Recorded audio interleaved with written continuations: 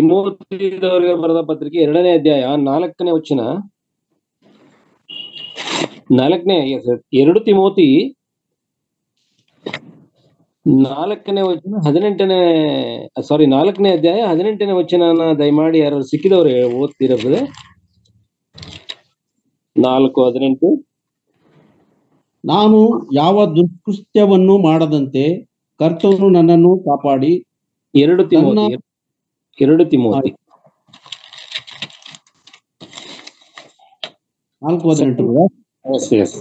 2 Timothy ದುಷ್ಕೃತ್ಯವನ್ನು ಮಾಡದಂತೆ 8ನೇ ವಚನ ಕಾಪಾಡಿ ತನ್ನ ಬಳಿಗೆ ಪರಲೋಕ ರಾಜ್ಯಕ್ಕೆ ಸೇರಿಸುವನು.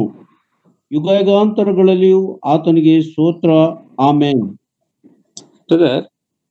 2 ತಿಮೋತಿ 4ನೇ ಅಧ್ಯಾಯ, ನಾನು 1 ತಿಮೋತಿ ಅಲ್ಲ, 8ನೇ ವಚನ. 8ನೇ ವಚನ. Okay brother. ನೀತಿವಂತರಿಗೆ ದೊರಕುವ ಜಯಮಾಲೆಯು ಮುಂದೆ ನನಗೆ ಸಿದ್ಧವಾಗಿದೆ. ನೀತಿಯುಳ್ಳ ನ್ಯಾಯಾಧೀಶನಾಗಿರುವ ಕರ್ತನು ಆ ದಿನದಲ್ಲಿ ನನಗೆ ಕೊಡುವನು. ನನಗೆ ಮಾತ್ರವಲ್ಲದೆ ತನ್ನ ಪ್ರತ್ಯಕ್ಷತೆಯನ್ನು ಪ್ರೀತಿಸುವರೆಲ್ಲರಿಗೂ ಕೊಡುವನು. ಇಲ್ಲಿ ಒಂದು ಜಯಮಾಲೆ ಕೊಡಲ್ಪಡ್ತದೆ ಪ್ರತಿಯೊಬ್ಬ ಕ್ರೈಸ್ತರಿಗೆ ಎಂಬುದಾಗಿ ಈ ವಾಕ್ಯ ನಮಗೆ ತಿಳಿಸ್ತದೆ. 2 ತಿಮೋತಿ 4ನೇ ಅಧ್ಯಾಯ 8ನೇ ವಚನದಲ್ಲಿ ಪೌಲನ್ ಕೂಡ ಇದರ ಬಗ್ಗೆ ತಿಳಿಸ್ತಾ ಇದ್ದಾನೆ. ನನಗೆ ನೀತಿಯುಳ್ಳ ನ್ಯಾಯಾಧಿಪತಿಯಾಗಿರುವ ಕರ್ತನು ಆ ದಿನದಲ್ಲಿ ನನಗೆ ಕೊಡುವನು. ಅಷ್ಟೇ ಅಲ್ಲ, ಅವನಿಗಷ್ಟೇ ಅಲ್ಲ, ನನಗೆ ಮಾತ್ರವಲ್ಲದೆ ತನ್ನ ಪ್ರತ್ಯಕ್ಷತೆಯನ್ನು ಪ್ರೀತಿಸುವವರೆಲ್ಲರಿಗೂ ಕೊಡುವನು. ಇದರ ಅರ್ಥ, ನಮ್ಮ ಕರ್ತನಾದ ಯೇಸು ಕ್ರಿಸ್ತನು ಮಧ್ಯಾಕಾಶಕ್ಕೆ ಬರುವಂತ ಆ ಒಂದು ಸಮಯ, ಆ ಒಂದು ದಿನ ಇದೆಯಲ್ಲ, ಆ ಗಳಿಗೆ, ಅದನ್ನ ಪ್ರೀತಿಸುವವರು ಅಂತ ಹೇಳಿದ್ರೆ ಯಾವಾಗ್ಲೂ ಅದನ್ನ ನೆನೆಸಿ ಸಂತೋಷ ಪಡುವಂತ ಕ್ರೈಸ್ತರಿಗೆ ಒಂದು ಜಯಮಾಲೆ ಸಿದ್ಧಿಯಾಗಿದೆ. ಅದು ಯಾವುದು? ನೀತಿಯ ಎಂಬ ಜಯಮಾಲೆ. ನಾವು ಈಗ ಅನೇಕ ಜಯಮಾಲೆಗಳನ್ನ ಗೆಲ್ಲಬೇಕಾಗಿದೆ, ಆದ್ರೆ ಇದು ಬಹಳ ಸುಲಭವಾಗಿ ಸಿಗುವಂತ ಒಂದು ಜಯಮಾಲೆ ಅಂತ ನಾನು ಅಂದುಕೊಳ್ತೇನೆ.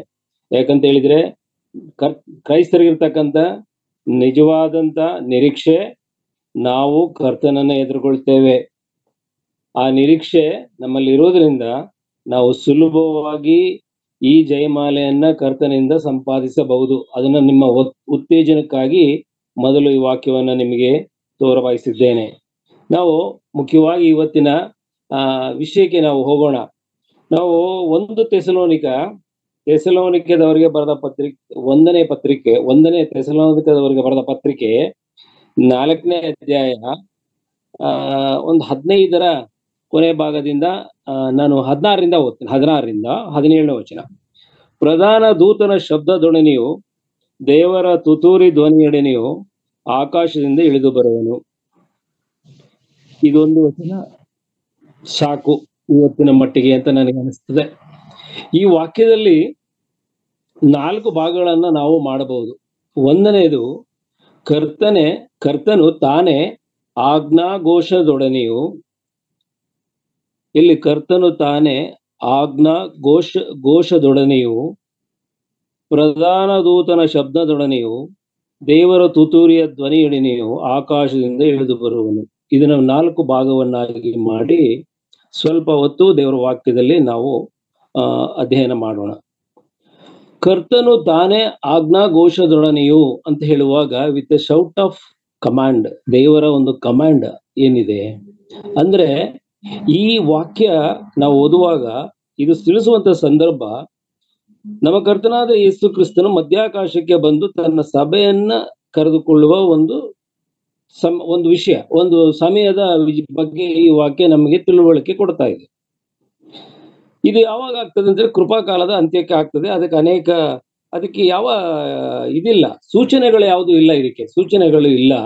ಇದು ಯಾರಿಗೂ ಗೊತ್ತಿಲ್ಲ. ಯಾವುದೋ ಒಂದು ಸಮಯದಲ್ಲಿ ಇದು ಹಾಗೆ ಆಗ್ತದೆ ಎಂಬ ನಿರೀಕ್ಷೆ ನಮ್ಮಲ್ಲಿ ದೇವರು ಇಟ್ಟಿದ್ದಾನೆ. ಸ್ತೋತ್ರವಾಗಲಿ. ಆ ಒಂದು ಸಮಯದಲ್ಲಿ ಕರ್ತನ ತನ್ನ ಒಂದು ಆಜ್ಞಾಘೋಷದೊಡನೆ ಇಲ್ಲಿಗೆ ಬರ್ತಾನೆ. ನಾವು ಇದನ್ನ ವಿಂಗಡಿಸಿ ಸ್ವಲ್ಪ ಇದನ್ನ ಅಧ್ಯಯನ ಮಾಡ್ತಾ ಹೋಗೋಣ. ಕರ್ತನ ಆಜ್ಞಾಘೋಷ ಅಂತ ಹೇಳುವಾಗ ದಯಮಾಡಿ ಅದಕ್ಕೆ ಉತ್ತರವನ್ನು ನಾವು 95ನೇ ಕೀರ್ತನೆ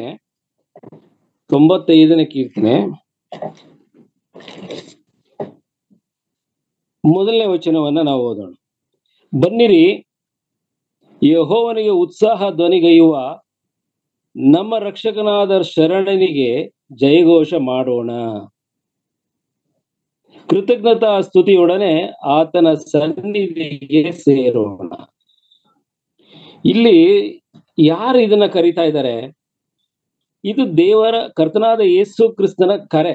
ಇದು ಯಾವ ಕರೆ ಅಂತ ಹೇಳಿದರೆ ಆಜ್ಞಾಘೋಷ ಅಂತ ಹೇಳುವಾಗ ಇದು ಆತನ ಬಾಯಿಂದ ಆ ದಿವಸದಲ್ಲಿ ನಮ್ಮಗಳ ಕಿವಿಗೆ, ಅಂದ್ರೆ ಆತನ ಮೇಲೆ ನಂಬಿಕೆ ಇಟ್ಟಂತ ವಿಶ್ವಾಸಿಗಳಿಗೆ, ಆತ್ಮದ ಕಿವಿಗಳಿಗೆ ಕೇಳಿಸುವಂತ ಒಂದು ವಾಕ್ಯ, ಒಂದು ಘೋಷಣೆ, ಒಂದು ಆಜ್ಞಾಘೋಷ. ಏನಂತ ಹೇಳಿದ್ರೆ, ಬನ್ನಿರಿ ಯೆಹೋವನಿಗೆ ಉತ್ಸಾಹ ಧ್ವನಿಗೈಯುವ ನಮ್ಮ ರಕ್ಷಕನಾದ ಶರಣನಿಗೆ ಜಯಘೋಷ ಮಾಡೋಣ ಅಂತ ಹೇಳಿದ್ರೆ, ಇದರ ಅರ್ಥ ಬನ್ನಿರಿ. ಆ ದಿವಸ ದೇವರ ಕರ್ತನಾದ ಯೇಸು ಕ್ರಿಸ್ತನು ಈ ರೀತಿಯಲ್ಲಿ ನಮ್ಮನ್ನ ಕರೀತಾನೆ. ಈ ಒಂದು ವಾಕ್ಯ, ಈ ಒಂದು ಪದ ಉಚ್ಚಾರಣೆ ಮೂಲಕ ಆತನು ಈ ಬನ್ನಿರಿ ಅಂತ ಹೇಳಿ ನಮ್ಮನ್ನ ಅಲ್ಲಿಗೆ ಕರೀತಾನೆ. ಈ ಕರೆಯುವಂತ ಶಬ್ದವೇ ಕರ್ತನ ಆಜ್ಞಾಘೋಷ. ಎರಡನೇದಾಗಿ ವಚನ 2ರಲ್ಲಿ ನಾವು ನೋಡುವಾಗ, ಕೃತಜ್ಞತಾ ಸ್ತುತಿಯೊಡನೆ ಆತನ ಸನ್ನಿಧಿಗೆ ಬನ್ನಿರಿ, ಸೇರೋಣ. ಇಲ್ಲಿ ಕೃತಜ್ಞತಾ ಸ್ತುತಿಯೊಡನೆ ಆತನ ಸನ್ನಿಧಿಗೆ ಸೇರೋಣ ಅಂತ ಹೇಳಿದ್ರೆ, ಆತನ ಸನ್ನಿಧಿ ಅಂತ ಹೇಳುವಾಗ ಅದು ಪರಲೋಕವೇ. ನಮ್ಮ ತಂದೆಯಾದ ದೇವರ ಸನ್ನಿಧಿಗೆ ನಾವು ಸೇರೋಣ, ಕೀರ್ತನೆಗಳಿಂದ ಆತನಿಗೆ ಜಯಘೋಷ ಮಾಡೋಣ. ಅಂದ್ರೆ ಈ ರಕ್ಷಣೆ ಎಂಬ ವಾಕ್ಯಕ್ಕೆ ವಿಧೇಯತ್ವವನ್ನ ತೋರಿದಂತ ಕ್ರೈಸ್ತರಿಗೆ ಆ ವಿಧೇಯತ್ವದಿಂದ ತಂದೆಯಾದ ದೇವರ ಮುಂದೆ ಆತನಿಗೆ ಕೃತಜ್ಞತಾ ಸ್ತುತಿಯನ್ನ ಮಾಡ್ಲಿಕ್ಕೆ ನನ್ನೊಡನೆ ನೀವು ಬನ್ನಿರಿ ಎಂಬುದಾಗಿ ಹೇಳುವುದಾಗಿ ಈ ವಾಕ್ಯ ನಮಗೆ ತಿಳಿಸ್ತಾ ಇದೆ. ಅಂದ್ರೆ ಆ ದಿನದಲ್ಲಿ ಕರ್ತನು ಆ ಮಧ್ಯಾಕಾಶಕ್ಕೆ ಬರುವ ದಿನದಲ್ಲಿ ಪ್ರತಿಯೊಬ್ಬ ಕ್ರೈಸ್ತನಿಗೆ, ಅಂದರೆ ಕರ್ತನಲ್ಲಿ ವಿಶ್ವಾಸ ಇಟ್ಟಂತ ವಿಶ್ವಾಸಿಗೆ ಈ ಜಯಘೋಷ with a shout of command, ದೇವರ ಕಮಾಂಡ್, ಈ ಶೌಟ್ನೆಸ್ ಇದು ಕಿವಿಗೆ, ಅಂದ್ರೆ ಆತ್ಮದ ಕಿವಿಗಳಿಗೆ ಕೇಳಿಸ್ತದೆ. ನಾವು ಮೂರನೇದಾಗಿ ನಾವು ನೋಡುವಾಗ ಇದೇ ಜಯಘೋಷ ಯೋಹಾನ 19:30 ತೀರಿತು ಎಂಬುದಾಗಿ ಕರ್ತನು ಶಿಲುಬೆ ಮೇಲೆ ಹೇಳಿ ತನ್ನ ಆತ್ಮವನ್ನ ದೇವರಿಗೆ ಒಪ್ಪಿಸ್ತಾನೆ. 19:30 ಅದು ಆತ್ಮವನ್ನ ದೇವರಿಗೆ ಒಪ್ಪಿಸಿದ ನಂತರ, ಪವಿತ್ರಾತ್ಮನು ಇಲ್ಲಿ ಬಂದ ನಂತರ ಸಭೆ ಪ್ರಾರಂಭ ಆಗಿದೆ. ನಾವು ಇಲ್ಲಿವರೆಗೂ 2000 ವರ್ಷಗಳು ಈ ಸಭಾ ಕಾಲದಲ್ಲಿ ಜೀವಿಸುತ್ತಾ ನಾವು ಈಗ ಬಂದು ಒಂದು ಕಾಲದಲ್ಲಿ ನಾವೆಲ್ಲರೂ ಇದ್ದೇವೆ. ದೇವರ ಚಿತ್ತ ಇನ್ನು ಯಾವತ್ತಿದೆಯೋ ನಮಗೆ ಗೊತ್ತಿಲ್ಲ. ಇದು ಅಂತ್ಯ, ಅಂದರೆ ಸಭಾಕಾಲದ ಅಂತ್ಯ, ಕೃಪಾಕಾಲದ ಅಂತ್ಯ. ಆದರೆ ಆ ದಿವಸ ಕರ್ತನು ಮಧ್ಯಾಕಾಶಕ್ಕೆ ಬರುವ ದಿನದಲ್ಲಿ ಅದು ಸಂಪೂರ್ಣಗೊಳ್ಳುತ್ತದೆ. ತೀರಿತು ಎಂಬ ಪದ ಆ ದಿನ ಕರ್ತನಾದ ಯೇಸು ಕ್ರಿಸ್ತನ ಆ ಬಾಯಲ್ಲಿ ಬಂದಂತ ತೀರಿತು ಎಂಬುದಾಗಿ ತನ್ನ ಪ್ರಾಣವನ್ನು ದೇವರಿಗೆ ಅರ್ಪಿಸುವಾಗ ಅದರ ಸಂಪೂರ್ಣ ಕಾರ್ಯಕ್ರಮ ಆ ದಿವಸ ನಡೀತದೆ. ಇದು ಕರ್ತನ ಆಜ್ಞಾಘೋಷ. ಮತ್ತೆ ನಾವು 4ನೇದಾಗಿ ನೋಡುವಾಗ ಮತ್ತಾಯನ ಬರೆಸುವಾರ್ತೆ 11:18 ನಾವು ಓದು, 11:8 ನೋಡುವಾಗ ಮತ್ತೊಂದು ಆತನ ಆಜ್ಞಾಘೋಷ ನಮ್ಮ ಕಿವಿಗೆ ಬೀಳ್ತದೆ. ಅದು ಈಗಲೇ ಎಲ್ಲರಿಗೂ ಬೀಳ್ತಾ ಇದೆ. ಇದು ಜ್ಞಾಪಕ ಇರಲಿ. ಆ ದಿವಸ ಆ ಒಂದು ಕೃಪಾಕಾಲದ ಅಂತ್ಯವಾಗುವಾಗ, ಕರ್ತನು ಮಧ್ಯಾಕಾಶಕ್ಕೆ ಬರುವಂತ ಸಂದರ್ಭದಲ್ಲಿ ಈ ಆಜ್ಞಾಘೋಷದ ಮಾತುಗಳು ನಾವು ಕೇಳ್ತಾ ಇದ್ದೇವೆ. ಅದರ ಪ್ರಕಾರ ಈಗಲೂ ಕೂಡ ಅದು ಚಾಲ್ತಿಯಲ್ಲಿದೆ. ಈ ಘೋಷ ಈಗಲೂ ಕೂಡ ಇದೆ. ಆದರೆ ಅದರ ಸಂಪೂರ್ಣ ಕಾರ್ಯಕ್ರಮ ಮುಗಿಯುವಂಥದ್ದು ಆ ದಿವಸಕ್ಕೆ. ಆ ಕಾರ್ಯಕ್ರಮದ ಸಮಯದಲ್ಲೂ ಕೂಡ ನಮ್ಮಗಳ ಕಿವಿಗೆ ಕೇಳುವಂಥದ್ದು, ಅಂದರೆ ಯಾರು ಆತನಲ್ಲಿ ನಂಬಿಕೆ ಇಟ್ಟಿದ್ದಾರೋ, ನಂಬಿಕೆ ಇದ್ದು ಜೀವಿಸುತ್ತಿರಬಹುದು, ಇಲ್ಲವೇ ಅವರು ಆತನ ಬಳಿಯಲ್ಲಿ ಇರಬಹುದು. ಅವ್ರಿಗೆಲ್ಲರಿಗೂ ಕೇಳಿಸುವಂತ ಆಜ್ಞಾಘೋಷ 4ನೇದು, ಎಲೈ ಕಷ್ಟಪಡುವವರೇ, ಹೊರೆ ಹೊತ್ತವರೇ, ನೀವೆಲ್ಲರೂ ನನ್ನ ಬಳಿಗೆ ಬನ್ನಿರಿ, ನಾನು ನಿಮಗೆ ವಿಶ್ರಾಂತಿ ಕೊಡುವೆನು. ನಿಜವಾಗಿ ನಾವು ವಾಕ್ಯವನ್ನ ನಾವು ಕಲಿಯುವಾಗ ನಾವು ಕರ್ತನಾದ ಯೇಸು ಕ್ರಿಸ್ತನನ್ನ ನಂಬಿ ಆತನ ಹೆಸರಿನಲ್ಲಿ ನಾವು ಸದ್ಭಕ್ತರಾಗಿ ಜೀವಿಸಬೇಕು ಅಂತ ಹೇಳುವ ತೀರ್ಮಾನ ಮಾಡಿದಾಗ ನಮಗೆ ವಿಶ್ರಾಂತಿ ಈ ಲೋಕದಲ್ಲಿ ಸಿಗುವುದಿಲ್ಲ. ಅದರ ಬದಲು ವಾಕ್ಯದ ಪ್ರಕಾರ ನಾನಾ ವಿಧವಾದ ಕಷ್ಟಕ್ಕೆ ನಾವು ಒಳಪಡುತ್ತೇವೆ ಎಂಬುದಾಗಿ ದೇವರು ಕೊರಿಂಥದವರಿಗೆ ಬರೆದ ಪತ್ರಿಕೆಯಲ್ಲಿ ಕರ್ತನು ಬರೆಸಿಕೊಟ್ಟಿದ್ದಾನೆ. ಅಂದ್ರೆ ಈ ಇಹಲೋಕದ ಕಷ್ಟದಿಂದ ಬಿಡುಗಡೆ ಅಂದ್ರೆ ಇದು ಜೀವಿಸುವವರಿಗೆ ಹೇಳುವಂಥದ್ದು. ಆ ಸಮಯದಲ್ಲಿ ಕರ್ತನ ಮಧ್ಯಾಕಾಶಕ್ಕೆ ಬರುವಾಗ ಯಾರು ನಾವು ಕರ್ತನ ಬಳಿಗೆ ಇನ್ನೂ ಹೋಗದೆ ಇಲ್ಲ ಉಳಿದಿದ್ದರೆ ಅವರಿಗೆ ಸಿಗುವಂಥದ್ದು ಆಜ್ಞಾಘೋಷ ಅಂತ ಹೇಳಿದ್ರೆ, ಎಲೈ ಕಷ್ಟಪಡುವವರೇ, ಈ ಲೋಕದಲ್ಲಿ ನಮಗೆ ಕಷ್ಟ ಉಂಟು, ಭಯಂಕರವಾದ ಕಷ್ಟ ಉಂಟು.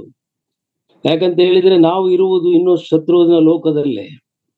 ಪವಿತ್ರ ಆತ್ಮನು ಈ ಲೋಕದ ಆಳ್ವಿಕೆಯನ್ನು ಮಾಡುತ್ತಿರುವುದರಿಂದ ನಮ್ಮನ್ನ ಆ ಕಷ್ಟಗಳಿಂದ ತಪ್ಪಿಸಿ ದೇವರ ಮಾರ್ಗದಲ್ಲಿ ನಮ್ಮನ್ನು ನಡೆಸುತ್ತಾ ಇದ್ದಾನೆ. ಇಲ್ಲದೆ ಹೋಗಿದ್ದರೆ ನಾವು ಇಷ್ಟರೊಳಗೆ ಬಲಿಪಶುಗಳಾಗಬೇಕಿತ್ತು. ಆ ಪವಿತ್ರಾತ್ಮನ ಆಳ್ವಿಕೆಯ ಕಾಲ ಇದು.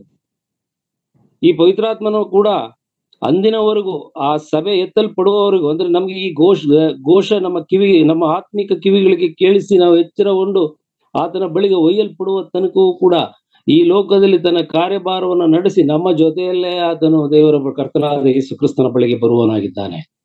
ಹೀಗಿರುವುದರಿಂದ ಈಗ ಈ ವಾಕ್ಯ ಮತ್ತಾಯನ ಬರೆಸುವಾರ್ತೆ 11:8 ಇರ್ತಕ್ಕಂಥ ವಾಕ್ಯ, ಎಲೈ ಕಷ್ಟಪಡುವವರೇ, ಹೊರೆ ಹೊತ್ತವರೇ, ನೀವೆಲ್ಲರೂ ನನ್ನ ಬಳಿಗೆ ಬನ್ನಿರಿ, ನಾನು ನಿಮಗೆ ವಿಶ್ರಾಂತಿ ಕೊಡುವೆನೋ ಅಂತ ಹೇಳುವಾಗ ಆ ಒಂದು ಕಾರ್ಯಕ್ರಮ ಪ್ರಾರಂಭ ಆಗ್ತದೆ. ನಾವು ಕರ್ತನಾದ ಯೇಸು ಕ್ರಿಸ್ತನನ್ನು ನಂಬಿದಾಗ ಅದು ಅಂತ್ಯಗೊಂಡು ಆತನ ವಿಶ್ರಾಂತಿಯಲ್ಲಿ ಸೇರುವುದು ಯಾವಾಗ ಅಂತ ಹೇಳಿದ್ರೆ, ಕರ್ತನಾದ ಯೇಸು ಕ್ರಿಸ್ತನು ಮಧ್ಯಾಕಾಶಕ್ಕೆ ಬಂದ ಸಂದರ್ಭದಲ್ಲಿ ಈ ಆಜ್ಞಾಘೋಷ ನಮ್ಮ ಕಿವಿಗಳಿಗೆ ಅಂದ್ರೆ ಆತ್ಮಿಕ ಕಿವಿಗಳಿಗೆ ಕೇಳಿದಂತಹ ಸಂದರ್ಭದಲ್ಲಿ ಕಣ್ಣು ರೆಪ್ಪೆ ಬಡಿಯುವಷ್ಟರಲ್ಲಿ ನಾವು ಇಲ್ಲಿಂದ ಮಾರ್ಪಟ್ಟು ಆತನ ಬಳಿಗೆ ಹೋದಾಗ ಇದು ಸಂಪೂರ್ಣ ಕಾರ್ಯಕ್ರಮ ಅಲ್ಲಿ ಸಂಪೂರ್ಣಗೊಳ್ತದೆ. ನಾವು ಕೀರ್ತನೆ 100 ದಯಮಾಡಿ ಕೀರ್ತನೆ 100 1 ಮತ್ತು 2ನೇ ವಾಕ್ಯನ ದಯಮಾಡಿ ಯಾರು ಸಿಕ್ಕಿದ್ರೆ ಓದ್ರಿ. 100 1 ಮತ್ತು 2. ಸಮಸ್ತ ಭೂ ನಿವಾಸಿಗಳೇ, ಯೆಹೋವನಿಗೆ ಜಯಘೋಷ ಮಾಡ್ರಿ, ಯೆಹೋವನು ಸಂತೋಷದಿಂದ ಸೇವಿಸಿರಿ, ಉತ್ಸಾಹ ಧ್ವನಿ ಮಾಡುತ್ತಾ ಆತನ ಸನ್ನಿಧಿಗೆ ಬನ್ನಿರಿ. ಇಲ್ಲೂ ಕೂಡ ನಮ್ಮ ಕರ್ತನಾದ ಯೇಸು ಕ್ರಿಸ್ತನ ಆಜ್ಞಾಘೋಷ ಇಲ್ಲಿಯೂ ಕೂಡ ಬರೆಯಲ್ಪಟ್ಟಿದೆ. ಇಲ್ಲೇ ಅಲ್ಲ, ಅನೇಕ ಕಡೆ ಕರ್ತನ ಬರೆಸಿದ್ದಾನೆ. ನಿಮ್ಗೆ ಸ್ವಲ್ಪ ಶಾಂಪಲ್ಗೋಸ್ಕರ ಮಾತ್ರ ಇದನ್ನ ನಾನು ತಿಳಿಸ್ತಾ ಇದ್ದೀನಿ. ಕರ್ತನ ಬಳಿಗೆ ಬನ್ನಿರಿ ಅಂತ ಹೇಳಿದ್ರೆ, ಈ ಲೋಕದಲ್ಲಿದ್ದಾಗ ನಾವು ಕರ್ತನ ಬಳಿಗೆ ಬರ್ತೇವೆ, ಅದು ಪ್ರಾರಂಭಿಕವಾಗಿ ನಾವು ಬರ್ತೇವೆ. ಇಲ್ಲಿ ಆತ್ಮೀಯವಾಗಿ ಬೆಳವಣಿಗೆ ಹೊಂದುತ್ತಾ ಕರ್ತನ ಬಳಿಗೆ ನಾವು ಸೇರ್ತೇವಲ್ಲ, ಆ ಒಂದು ಕಾರ್ಯಕ್ರಮ ಮುಕ್ತಾಯವಾಗುವುದು ಕರ್ತನಾದ ಯೇಸು ಕ್ರಿಸ್ತನ ಮಧ್ಯಾಕಾಶಕ್ಕೆ ಬಂದಂತ ಸಂದರ್ಭದಲ್ಲಿ. ಇನ್ನು ನಾವು ಅದನ್ನ ಇಷ್ಟಕ್ಕೆ ನಿಲ್ಲಿಸೋಣ, ಸಮಯ ಅಭಾವ ಇದೆ. 2ನೇ ಪದ ಏನಿದೆ, 2ನೇ ವಾಕ್ಯ, ಪ್ರಧಾನ ದೂತನ ಶಬ್ದದೊಡನೆ, ವಿತ್ ದಿ ವರ್ಡ್ ಆಫ್ ಆರ್ಕ್ಏಂಜಲ್. ಅದನ್ನು ನಾವು ಈ ಪ್ರಧಾನ ದೂತನ ಶಬ್ದದೊಡನೆ ಅಂತ ಹೇಳುವಾಗ ನಮಗೆ ವಾಕ್ಯದಲ್ಲಿ ಸ್ಪಷ್ಟತೆ ಅಷ್ಟಾಗಿ ನಮಗೆ ತಿಳಿದು ಬರುವುದಿಲ್ಲ. ನಾವು ಅದನ್ನ ಕೆಲವು ಆಧಾರದ ಮೇಲೆ, ಒಂದು ವಚನದ ಆಧಾರದ ಮೇಲೆ ಈ ರೀತಿ ನೆನೆಸಬಹುದು. ಅಂದ್ರೆ ಮೊದಲು ಕರ್ತನಾದ ಯೇಸು ಕ್ರಿಸ್ತನ ಆಜ್ಞಾಘೋಷ ಏನು ಅಂತ ನಾವು ತಿಳ್ಕೊಂಡ್ವಿ. ಈಗ ಪ್ರಧಾನ ದೂತನ ಶಬ್ದದೊಡನೆ ಎಂಬುದಾಗಿ ನಾವು ಅದೇನು ಮಾಡುವಾಗ ನಮಗೆ ಒಂದು ವಾಕ್ಯ ನನಗೆ ಅನಿಸ್ತದೆ. ಮತ್ತಾಯನ ಬರೆಸುವಾರ್ತೆ 25ನೇ ಅಧ್ಯಾಯ 6ನೇ ವಚನ. ಮತ್ತಾಯನ ಬರೆಸುವಾರ್ತೆ 25ನೇ ಅಧ್ಯಾಯ 6ನೇ ವಚನದಲ್ಲಿ ಪ್ರಧಾನ ದೂತನ ಶಬ್ದ ಒಂದಿದೆ. ಈಗ ನಾವು ಇದು ಗ್ರಹಿಸಿ ಇದು ಅನುಮಾನ ಪಡ್ಲಿಕ್ಕೆ ಆಗೋದಿಲ್ಲ. ಇದನ್ನ ನಾವು ಸರಿ ಅಂತ ಅನ್ಲಿಕ್ಕೆ ದೇವರ ವಾಕ್ಯ ನಮ್ಗೆ ಆಧಾರವಾಗಿದೆ. ಅದೇನಂತ ಹೇಳಿದ್ರೆ, ಅರ್ಧರಾತ್ರಿಯಲ್ಲಿ ಇಗೋ ಮದಲಿಂಗನು ಅವನನ್ನು ಎದುರುಗೊಳ್ಳುವುದಕ್ಕೆ ಹೊರಡಿರಿ ಎಂಬ ಕೂಗಾಯಿತು. ನಾವು ಕಣ್ಣು ರೆಪ್ಪೆ ಬಡಿಯುವಷ್ಟರಲ್ಲಿ ಮಲಗಿರ್ಲಿ ಎದ್ದಿರ್ಲಿ, ಅಂದ್ರೆ ನಾವು ಎಚ್ಚರವಾಗಿರ್ಲಿ ಮಲಗಿರ್ಲಿ, ಇಲ್ಲವೇ ನಾವು ಮರಣಾವಸ್ಥೆಯಲ್ಲಿ ಅಂದ್ರೆ ನಿದ್ರಾವಸ್ಥೆಯಲ್ಲಿ ಕರ್ತನ ಬಳಿಯಲ್ಲಿರಲಿ. ಈ ಈ ಈ ಮಾತುಗಳು, ಈ ಆಜ್ಞಾ ಘೋಷಗಳು ನಮ್ಮ ಆತ್ಮಿಕ ಕಿವಿಗಳಿಗೆ ಕೇಳಿ ಬರ್ತದೆ ಅಂತ ಎಂಬುದಾಗಿ ಈ ವಾಕ್ಯಗಳು ಸ್ಪಷ್ಟಪಡಿಸ್ತದೆ. ಏನು? ಆ ಮದಲಿಂಗನನ್ನು ಅವನನ್ನು ಎದುರುಗೊಳ್ಳುವುದಕ್ಕೆ ಹೊರಡಿರಿ ಎಂಬ ಕೂಗಾಯಿತು. ಬಹುಶಃ ಈ ಅನುಭವ ನಮಗೆ ಹಾಗೆ ಆಗುತ್ತೆ. ಎಲ್ಲಾ ಕ್ರೈಸ್ತರಿಗೂ ಈ ಅನುಭವ ಹಾಗೆ ಆಗ್ತದೆ, ಆಗ್ಲೇಬೇಕು. ಆದರೇನೆ ನಾವು ಕರ್ತನ ಬಳಿಯಲ್ಲಿ ಇರ್ತೇವೆ ಎಂಬುದಕ್ಕೆ ಖಾತ್ರಿ. ಎಷ್ಟು ಕೆಲಸಗಳು ಆ ರೆಪ್ಪೆ ಬಡಿಯುವಷ್ಟರಲ್ಲಿ ಇಲ್ಲಿ ನಡೀತದೆ ಈ ಲೋಕದಲ್ಲಿ, ಅದೆಲ್ಲ ಇದು ಯಾರಿಗೆ ಗೊತ್ತಾಗುವುದಿಲ್ಲ. ಇದು ಕ್ರೈಸ್ತರಿಗೆ, ವಿಶ್ವಾಸಿಗೆ ಮಾತ್ರ ಗೊತ್ತಾಗುವಂಥದ್ದು. ಮತ್ತೆ ನಾನು ಅದನ್ನ ಅಷ್ಟಕ್ಕೆ ಬಿಡ್ತೇನೆ. ಯಾಕಂತ ಹೇಳಿದ್ರೆ ಹಲವು ವಾಕ್ಯಗಳನ್ನ ನಾನು ಹುಡುಕುವಾಗ ತೃಪ್ತಿ ನನಗೆ ಆಗ್ಲಿಲ್ಲ. ಈ ವಾಕ್ಯದಲ್ಲಿ ತೃಪ್ತಿ ಆಯ್ತು. ಪ್ರಧಾನ ದೂತ ಅಂತ ಹೇಳುವಾಗ ಇರುವುದಿಬ್ರು, ಗೇಬ್ರಿಯೇಲನು ಮತ್ತು ಮಿಕಾಯೇಲನು. ಮಿಕಾಯೇಲನು ಯಾವಾಗಲೂ ಯುದ್ಧಕ್ಕೆ ಇರ್ತಾನೆ. ದೇವರು ಅವನಿಗೆ ಕಠಿಣವಾದ ಕೆಲಸಗಳನ್ನ ಕೊಟ್ಟದನ್ನ ಆತನು ಮಾಡ್ತಾನೆ.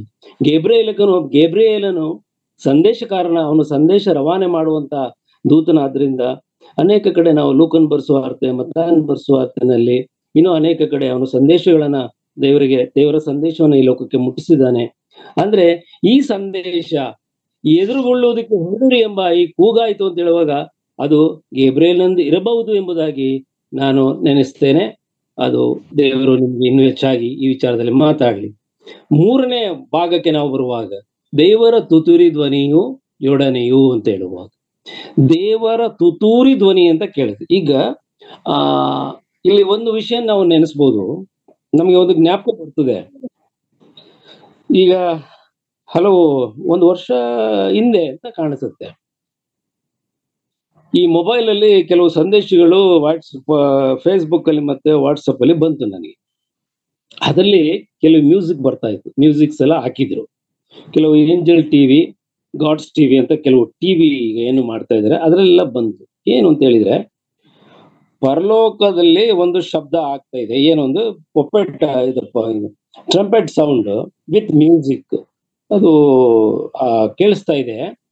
ಬಹುಶಃ ಕರ್ತನ ದಿನ ಹತ್ರ ಆಯ್ತು, ಕರ್ತನ ಬಂದ್ಬಿಡ್ತಾನೆ. ಅದಕ್ಕೋಸ್ಕರ ದೇ ಆರ್ ಪ್ರಾಕ್ಟೀಸಿಂಗ್ ಅಂತ ಈ ಟ್ರಂಪೆಟ್ ನ ಪ್ಲೇ ಮಾಡೋದನ್ನ, ಅದನ್ನ ವಾದ್ಯವನ್ನ ನುಡಿಸುವುದನ್ನ ದೇವದೂತರು ಪರಲೋಕದಲ್ಲಿ ಅದು ಇದು ಕಲಿತಾ ಇದ್ದಾರೆ.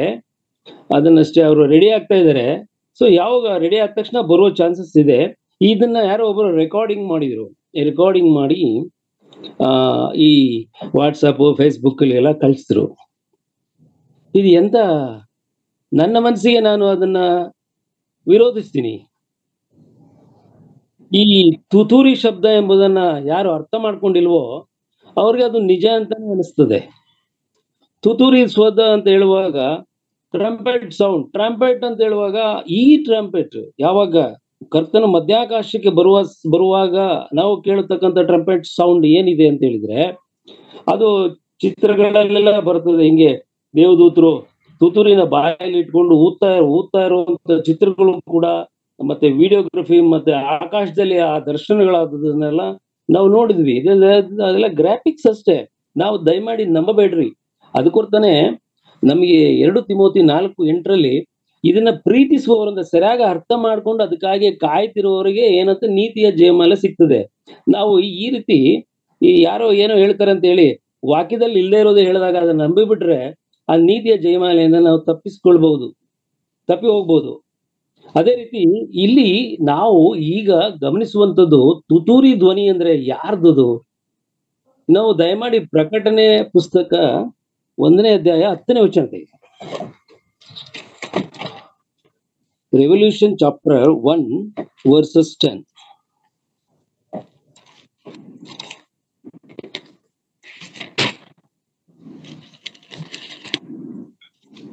ನಾನು ಕರ್ತನ ದಿನದಲ್ಲಿ ದೇವರಾತ್ಮವಶನಾಗಿ ನನ್ನ ಹಿಂದುಗಡೆ ತುತೂರಿಯ ಶಬ್ದದಂತಿರುವ ಮಹಾ ಶಬ್ದವನ್ನು ಕೇಳಿದೆನು.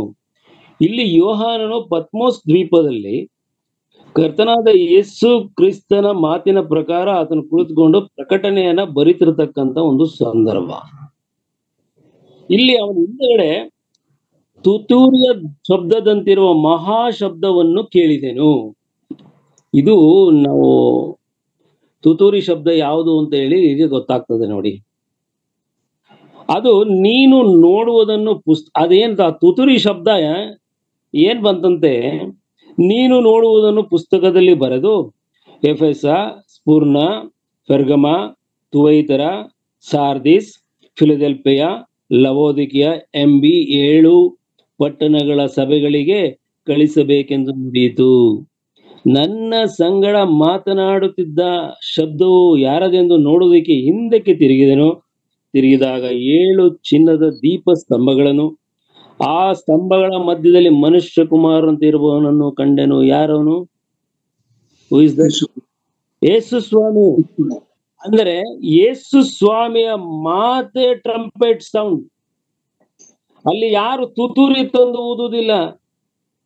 ಹಳೆ ಒಡಂಬಡಿಕೆಯಲ್ಲಿ ಇದೆ 2 ತುತೂರಿಗಳನ್ನ ಮಾಡಬೇಕು ನೀವು ತಾಮ್ರದಲ್ಲಿ ಅಂತ ಹೇಳಿ.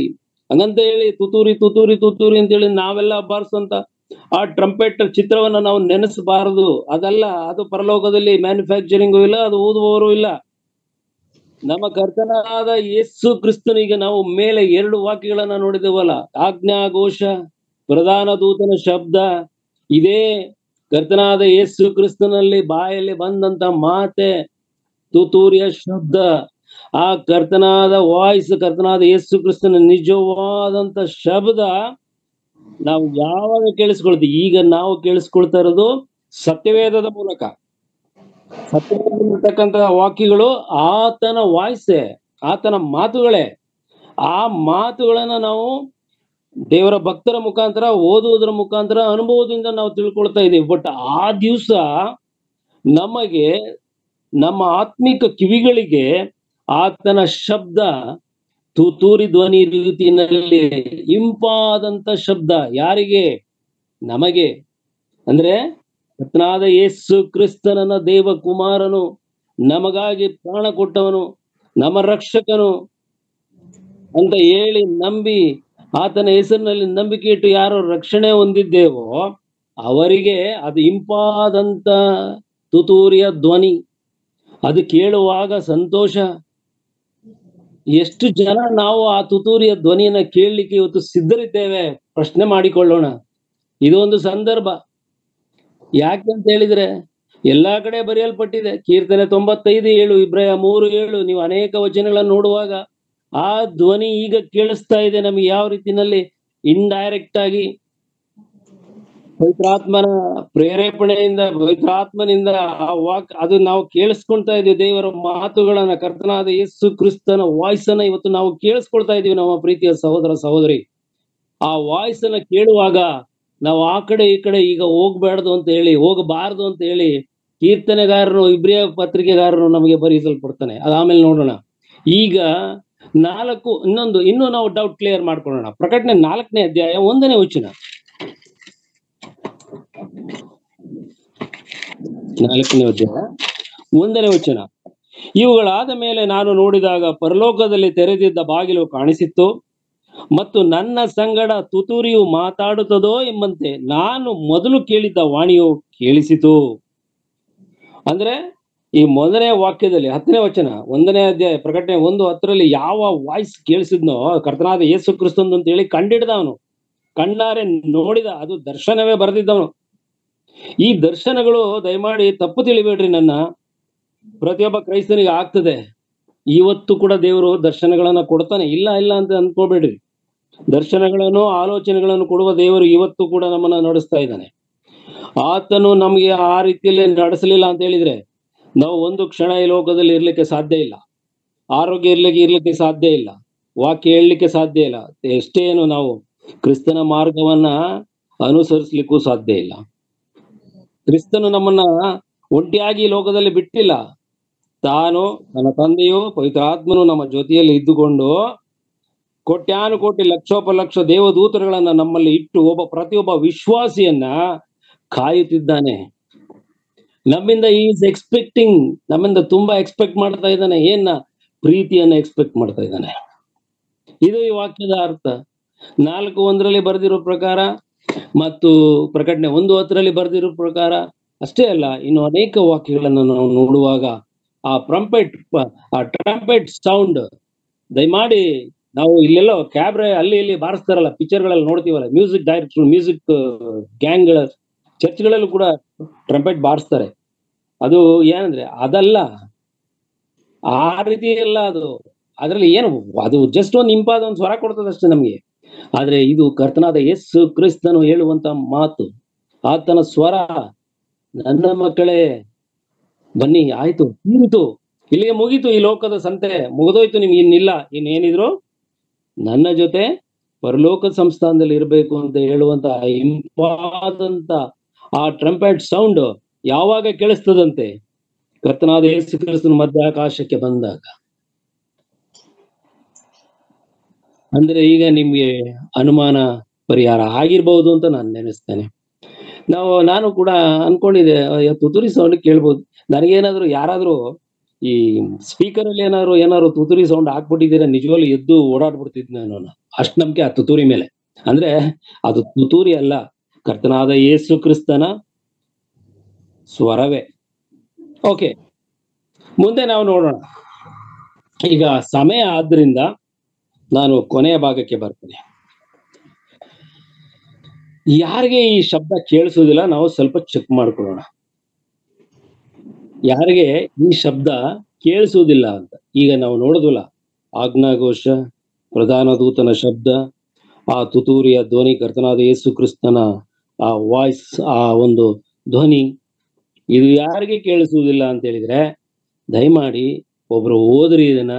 ಇಬ್ರಿಯದವರಿಗೆ ಬರೆದ ಪತ್ರಿಕೆ 10ನೇ ಅಧ್ಯಾಯ 29ನೇ ವಚನ. ಇಬ್ರಿಯ 10ನೇ ಅಧ್ಯಾಯ 29ನೇ ವಚನ.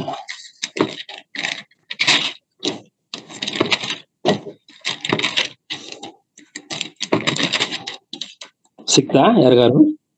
ಯಾವನು ದೇವಕುಮಾರನನ್ನು ತುಳಿದು ಒಡಂಬಡಿಕೆಯನ್ನು ಸ್ಥಿರಪಡಿಸಿದಂಥ, ತನ್ನನ್ನು ಪವಿತ್ರ ಮಾಡಿದಂತಹ ರಕ್ತವನ್ನು ಅಶುದ್ಧವೆನ್ನಿಸಿ ದೇವರ ಕೃಪಾವರವಾಗಿರುವ ಆತ್ಮನನ್ನು ತಿರಸ್ಕಾರ ಮಾಡಿದನೋ, ಅವನು ಇನ್ನೂ ಎಷ್ಟು ಕ್ರೂರವಾದ ದಂಡನೆಗೆ ಪಾತ್ರನಾಗಬೇಕೆಂಬುದನ್ನು ಯೋಚಿಸಿರಿ. ಇದು ಇವರಿಗೆ ಈ ಆಜ್ಞಾಘೋಷವಾಗಲಿ, ಪ್ರಧಾನ ದೂತನ ಶಬ್ದವಾಗಲಿ, ತುತೂರಿಯ ಧ್ವನಿಯಾಗಲಿ, ಕರ್ತನಾದ ಯೇಸು ಕ್ರಿಸ್ತನ ಸ್ವರ ಕೇಳುವುದಿಲ್ಲ, ಕೇಳಲಿಕ್ಕೆ ಸಾಧ್ಯವೇ ಇಲ್ಲ ಎಂಬುದಾಗಿ ವಾಕ್ಯ ನಮಗೆ ತಿಳಿಸ್ತಾ ಇದೆ. ನಾವು ಸುವಾರ್ಥ ಪುಸ್ತಕದಲ್ಲಿ ಓದುವಾಗ, ಪವಿತ್ರಾತ್ಮನಿಗೆ ವಿರೋಧವಾಗಿ ಮಾಡಿದ ಪಾಪ ಇಹದಲ್ಲಿಯೋ ಪರದಲ್ಲಿಯೋ ಅದಕ್ಕೆ ಕ್ಷಮಾಪಣೆ ಇಲ್ಲದಂತ ಪಾಪ, ಈ ಇಬ್ರಿಯದವರಿಗೆ ಬರೆದ ಪತ್ರಿಕೆ 10ನೇ ಅಧ್ಯಾಯ 29ನೇ ವಚನ. ದೇವರನ್ನು ತುಳಿದು ದೇವಕುಮಾರನ ಕರ್ತನಾದ ಯೇಸು ಕ್ರಿಸ್ತನನ್ನ ಅಲ್ಲಗಳೆದು ಬಿಟ್ಟು ಒಡಂಬಡಿಕೆಯನ್ನು ಸ್ಥಿರಪಡಿಸಿದ ತನ್ನನ್ನು ಪವಿತ್ರ ಮಾಡಿದಂತ ರಕ್ತವನ್ನ ಅಶುದ್ಧ ಅಂತ ಹೇಳಿದ್ರೆ, ಸಾಧಾರಣ ಅದೊಂದು ಬ್ಲಡ್ ಇಸ್ ಮ್ಯಾನ್ ಬ್ಲಡ್, ಅದು ಏನ್ರಿ, ಯಾಕ್ರಿ ಆ ರಕ್ತಕ್ಕೆ ಅಷ್ಟು ಬೆಲೆಗಳು? ನೀವು ನೋಡಿ ನಮ್ಮನ್ನ ಎಷ್ಟು ದಾರಿ ತಪ್ಪಿಸ್ತಾರೆ ಅಂತ ಹೇಳಿದ್ರೆ, ಯೇಸು ಸ್ವಾಮಿ ಈ ಲೋಕದಲ್ಲಿ ಕೇಳಿಸ್ತಾ ಇದೆಯಾ?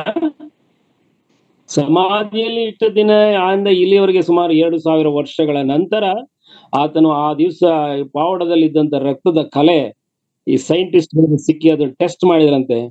ಇದು ನಿಜವಾ? ಇದೆಲ್ಲ ನಂಬುವಂತದ? ಈ ತುತೂರಿ ಧ್ವನಿಯನ್ನ ಪ್ರಾಕ್ಟೀಸ್ ಮಾಡ್ತಾ ಇದ್ದಾರೆ ಅಂತ ಹೇಳಿದ್ರಲ್ಲ, ದೇವರು ಅವ್ರಿಗೆ ಎಂತ ಕಠೋರವಾದಂತ ಶಿಕ್ಷೆ ಇಟ್ಟಿದ್ದಾನೆ ಗೊತ್ತಾ?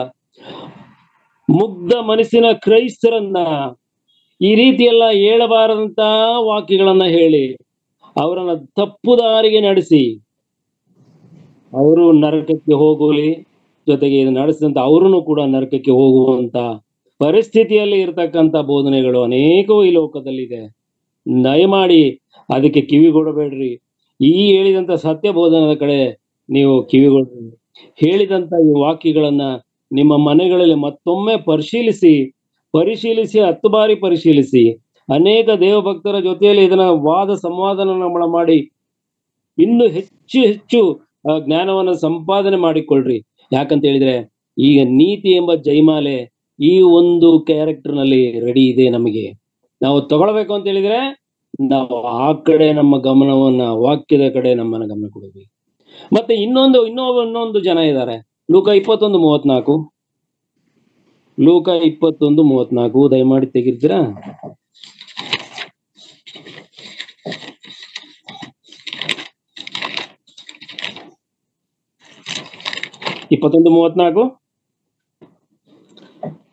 ನಿಮ್ಮ ವಿಷಯದಲ್ಲಿ ಯಾರು ಓದೋದ್ರಿದ್ರೆ ಓದಿ ಬ್ರದರ್. Okay okay okay.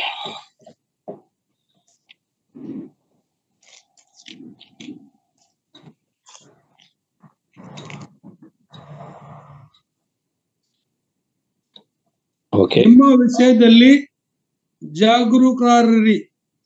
ಅತಿ ಭೋಜನದ ಮದಡಿನಿಂದಲೂ ಅಮಲಿನಿಂದಲೂ ಪ್ರಪಂಚದ ಚಿಂತೆಗಳಿಂದಲೂ ನಿಮ್ಮ ಹೃದಯಗಳನ್ನು ಭಾರವಾಗಿರಲಾಗಿ ಆ ದಿವಸವು ನಿಮ್ಮ ಮೇಲೆ ಉರುಳಿನಂತೆ ಪಕ್ಕನೆ ಬಂದಿತು. ಆ ದಿವಸ ಅಂತ ಹೇಳುವಾಗ ಕರ್ತನಾದ ಯೇಸು ಕ್ರಿಸ್ತನ ಮಧ್ಯಾಕಾಶಕ್ಕೆ ಬರುವಂತ ದಿನವೇ. ಇನ್ನು ಕೆಲವರು ಹೇಳ್ತಾರೆ ಇದು ಎರಡನೇ ಬರೋಣ, ಭೂಮಿಗೆ ಬರುವಂತ ಕಾಲ ಅಂತ ಹೇಳಿ. ಇರ್ಲಿ, ನಾವು ಆ ಚರ್ಚಿಗೆ ಹೋಗೋದು ಬೇಡ. ನಾವು ಇದನ್ನ ಈ ರೀತಿ ಭಾವಿಸೋಣ. ಯಾರು ಇವರು? ನಿಮ್ಮ ವಿಷಯದಲ್ಲಿ ಜಾಗರೂಕರಾಗಿರಿ. ಇದು ಯಾರಿಗೆ ಹೇಳ್ತಾ ಇದ್ದಾರೆ? ನಿಜವಾದ ಕ್ರೈಸ್ತರಿಗೆ ಲೂಕನ ಬರೆದ ಸುವಾರ್ತೆಯಲ್ಲಿ ಕರ್ತನು ಹೇಳ್ತಿರ್ತಕ್ಕಂಥ ಮಾತು ಏನು? ನಿಮ್ಮ ವಿಷಯದಲ್ಲಿ ಜಾಗರೂಕರಾಗಿರಿ ಅಂದ್ರೆ ಯಾರು ಕರ್ತನನ್ನ ಅಂಗೀಕಾರ ಮಾಡಿದಂತ ವಿಶ್ವಾಸಿಗಳಿಗೆ ಹೇಳುವಂತ. ನೀವು ಸ್ವಲ್ಪ ಹುಷಾರಾಗಿರ್ರಿ. ಯಾಕಂತ ಹೇಳಿದ್ರೆ ಅತಿ ಭೋಜನದ ಮದುಡು, ತುಂಬಾ ಚೆನ್ನಾಗಿ ಒಳ್ಳೊಳ್ಳೆ ಊಟಗಳನ್ನೇ ಮಾಡ್ತಾರೆ. ಒಂದು ಊಟಕ್ಕೆ 2,500 ರೂಪಾಯಿಂದ 7,000 ರೂಪಾಯಿ. ಎಲ್ಲೇ ಒಂದು ದ್ವೀಪದಲ್ಲಿ ಅಲ್ಲಿ ಹೋಗೋರು ಯಾರು?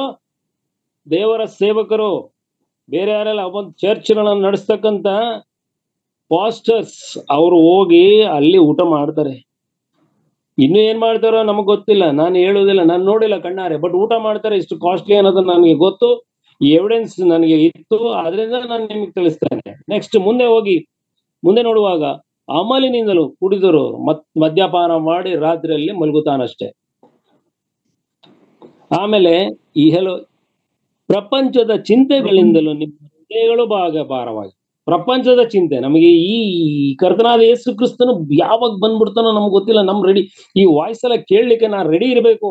ನನ್ ಕೇಳಿಸ್ತದೋ ಇಲ್ಲ, ದೇವ್ರೆ ನನಗೆ ಕೇಳಿಸುವಂಗ್ ಮಾಡಪ್ಪ, ನನ್ಗೇನಾದ್ರು ಆತರ ಅಡ್ಡಿ ಇದ್ರೆ ಆ ಒಂದು ಚಿಂತೆಯಲ್ಲಿ ಇರ್ಬೇಕು. ಸೊ ಈ ಪ್ರಪಂಚದಲ್ಲಿ ಇರ್ತಕ್ಕಂಥ ಚಿಂತೆಗಳಿಗೆ ನಾವು ಚಿಂತೆ ಮಾಡಬಾರ್ದ್ರಿ. ಯಾಕಂತ ಹೇಳಿದ್ರೆ ನಾವು ಕರ್ತನಾದ ಯೇಸು ಕ್ರಿಸ್ತನನ್ನ ಬಿಗಿಯಾಗಿ ಹಿಡ್ಕೊಂಡ್ರೆ ಈ ಲೋಕದ ಸಮಸ್ಯೆಗಳು ಏನೂ ಅಲ್ಲ. ಅದು ನಥಿಂಗ್, ಅದು ಏನೂ ಆಗೋದಿಲ್ಲ. ಅದರಲ್ಲಿ ಸ್ವಲ್ಪ ಹಿಂಸೆ ಕಾಣ್ತದೆ, ಅದನ್ನ ದೇವ್ರು ಹೇಳಿದ್ ನೀವು ಹಿಂಸೆ ಒಳಪಡುವುದಿಲ್ಲ ಅಂತ ಹೇಳಿದ್ದಾನೆ ದೇವರು. ನಾನ್ ಲೋಕವನ್ನು ಜಯಿಸಿದ್ದೀನಿ, ನೀವು ಹೆದರ್ಬೇಡ್ರಿ ಅಂತ ಹೇಳಿದ್ದಾನೆ. ಆದ್ರೂ ನಾವು ಹೆದರ್ತಾವೆ. ಸಾಲಗಳಿಗೆ ಹೆದರ್ತೇವೆ, ಕಾಯಿಲೆಗಳಿಗೆ ಹೆದರ್ತೀವಿ, ಅನೇಕ ವಿಚಾರದಲ್ಲಿ ಹೆದರ್ತೇವೆ. ಹೆದರ್ಬೇಡ್ರಿ.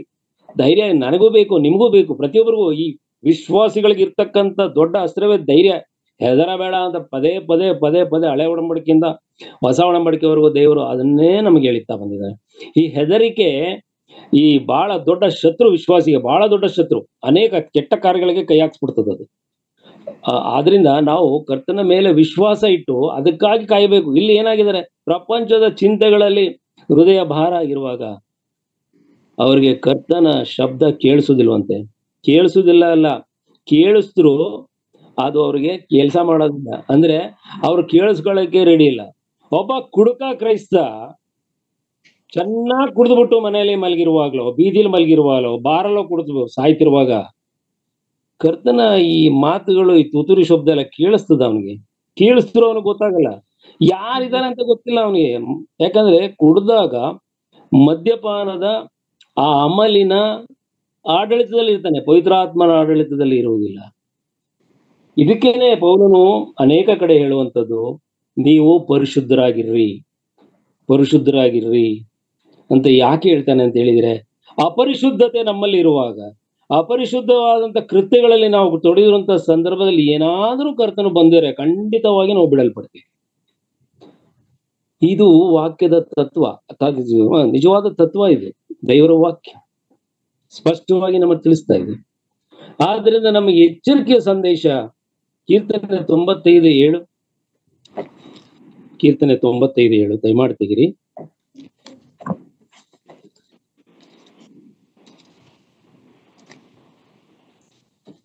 ನಾನು ನಿಲ್ಲಿಸಬೇಕಾಗ್ತದೆ, ನಿಲ್ಲಿಸ್ಬಿಡ್ತೀನಿ. 95:7 7ರ ಅಂತ್ಯಭಾಗದಲ್ಲಿ ನೀವು ಇವತ್ತು ಆತನ ಶಬ್ದಕ್ಕೆ ಕಿವಿಗೊಟ್ಟರೆ, ಈಗ ಕೇಳಿಸ್ತಾ ಇದೆಯಲ್ಲ, ಈ ದೇವರ ವಾಕ್ಯ ಎಂಬ ಮೂಲಕ ಅನೇಕ ಭಕ್ತರ ಮೂಲಕ ನಾವು ಕೇಳಿಸ್ಕೊಳ್ತಾ ಇದೀವಲ್ಲ, ಓದುವುದರ ಮೂಲಕ ನಮ್ಮ ಮನಸ್ಸಿಗೆ ಮನನ ಆಗ್ತಾ ಇದೆಯಲ್ಲ, ಈ ಶಬ್ದಕ್ಕೆ ಕಿವಿ ಕೊಟ್ಟರೆ, ದೇವರ ವಾಕ್ಯದಕ್ಕೆ ನಾವು ಕಿವಿ ಕೊಟ್ಟರೆ ಎಷ್ಟು ಒಳ್ಳೆಯದು. ಇಬ್ರಿಯ 3:7 ನಾವು ನೋಡುವಾಗ ಅದೇ ವಿಚಾರವನ್ನ ಮತ್ತೆ ಆ ಭಕ್ತನು ಬರೀತಾನೆ. ಏನಂತ ಬರೀತಾನೆ?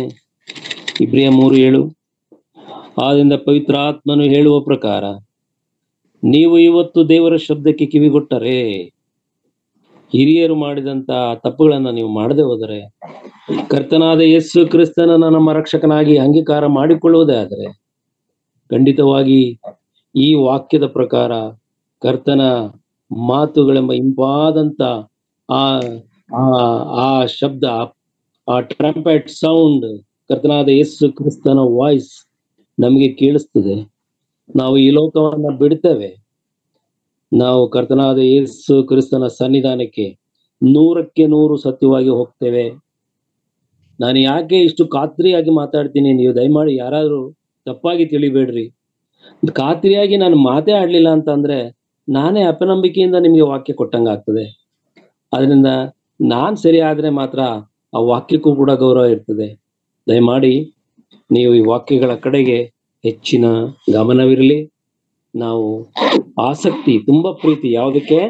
ಜೀವ, ಆ ನೀತಿ ಎಂಬ ಜಯಮಾಲೆಯನ್ನ ಪಡೆದುಕೊಳ್ಳುವುದಕ್ಕೆ ಇರುವಂತ ಒಂದೇ ಒಂದು ಎಕ್ಸಾಮಿನೇಷನ್, ನಾವು ಆತನ ಬರೋಣವನ್ನ ತುಂಬಾ ಪ್ರೀತಿಸಬೇಕು ಆ ದಿನವನ್ನು.